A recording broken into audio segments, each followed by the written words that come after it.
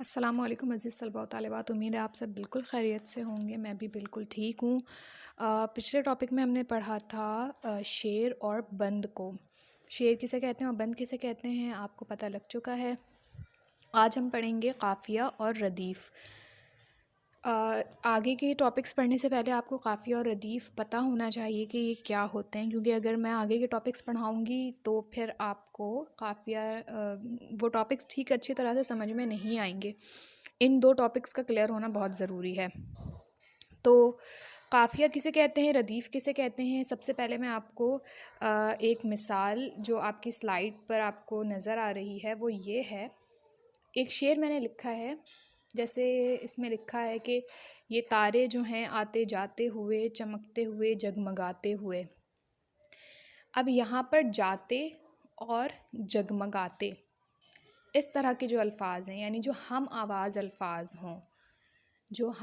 الفاظ ہوں انہیں ہم قافیہ کہتے ہیں۔ اگر آپ کو قافیہ کو بہت آسانی سے سمجھنا ہے تو سب سے پہلی بات جو قافیہ کی ہے وہ یہ سمجھ لیجئے گا کہ شعر کے آخر میں جو ہم آواز الفاظ آتے ہیں انہیں ہم قافیہ کہتے ہیں۔ یہ بات آپ نے یاد رکھنی ہے۔ اسی طرح اگر میں دوسری مثال دوں، جس طرح سے یہاں پر کچھ شعر لکھے ہیں: چراغ ایسے روشن جو بن تیل ہیں، یہ تیری ہی قدرت کے سب کھیل ہیں۔ اب یہاں پر تیل اور کھیل یہ دونوں ہم آواز الفاظ ہیں، تو اس طرح کے الفاظ جو ہم آواز ہوں انہیں ہم قافیہ کہتے ہیں، اور جو شعر کے آخر میں آتے ہیں انہیں قافیہ کہا جاتا ہے۔ اسی طرح بھی اور جو دو اشعار آپ کو نظر آ رہے ہیں، یہ بھی اب آپ نے خود اس میں دیکھنا ہے کہ اس میں کون سا جو ہے وہ قافیہ ہے، کون سے ہم آواز الفاظ ہیں جو شعر کے آخر میں آ رہے ہیں۔ یہ بات یاد رکھیے گا۔ اکثر بچے اس چیز میں غلطیاں کر جاتے ہیں، وہ کنفیوز ہوتے ہیں کہ مس شروع میں بھی تو ہم آواز الفاظ آ رہے تھے تو یہ بھی قافیہ ہوں گے۔ تو ڈیفینیشن کو آپ اچھی طرح سمجھ لیں کہ شعر کے آخر میں جو ہم آواز الفاظ آ رہے ہیں انہیں قافیہ کہا جاتا ہے۔ اب ہم آ جاتے ہیں ردیف کی جانب۔ ردیف کسے کہتے ہیں؟ قافیہ کے بعد جو بھی لفظ آئے گا یا جو بھی الفاظ آئیں گے انہیں ہم ردیف کہیں گے۔ قافیہ کے بعد جو بھی الفاظ آئیں گے یا جو بھی لفظ آئیں گے انہیں ردیف کہا جائے گا۔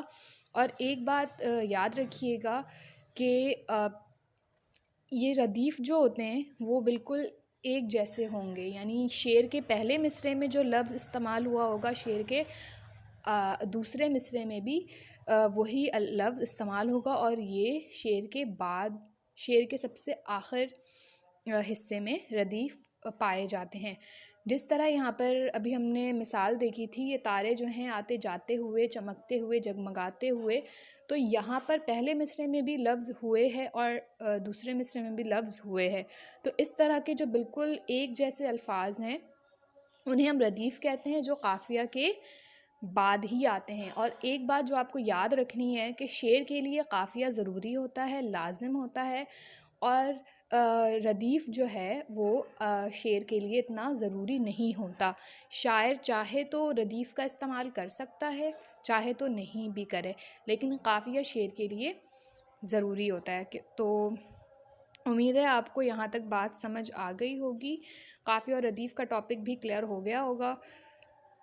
تو آج کے لیے ہم اتنا ہی رکھتے ہیں، انشاءاللہ نیکسٹ ٹاپک ہم دیکھیں گے کہ ہمیں کیا پڑھنا ہے۔